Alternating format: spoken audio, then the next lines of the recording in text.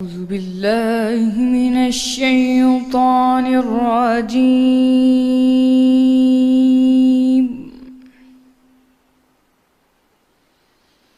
بسم الله الرحمن الرحيم.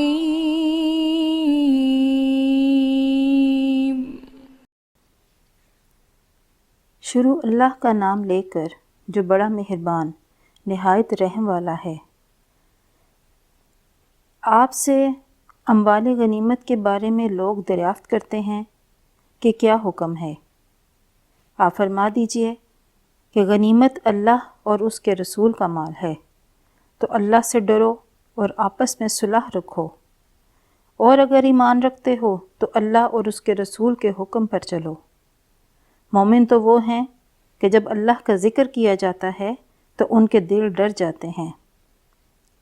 اور جب انہیں اس کی آیتیں پڑھ کر سنائی جاتی ہیں تو ان کا ایمان اور بڑھ جاتا ہے، اور وہ اپنے پروردگار پر بھروسہ رکھتے ہیں، اور وہ جو نماز پڑھتے ہیں اور جو مال ہم نے ان کو دیا ہے اس میں سے نیک کاموں میں خرچ کرتے ہیں، یہی سچے مومن ہیں، اور ان کے لیے پروردگار کے ہاں بڑے بڑے درجے اور بخشش اور باعزت روزی ہے۔ ان لوگوں کو اپنے گھروں سے اسی طرح نکلنا چاہیے تھا جس طرح تمہارے پروردگار نے تم کو تدبیر کے ساتھ اپنے گھر سے نکالا، اور اس وقت مومنوں کی ایک جماعت ناخوش تھی۔ وہ لوگ حق کی بات میں اس کے ظاہر ہونے کے بعد تم سے جھگڑنے لگے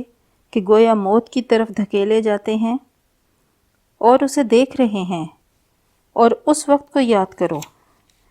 جب اللہ تم سے وعدہ کرتا تھا کہ ابو سفیان اور ابو جہل کے دو گروہوں میں سے ایک گروہ تمہارا مسخر ہو جائے گا،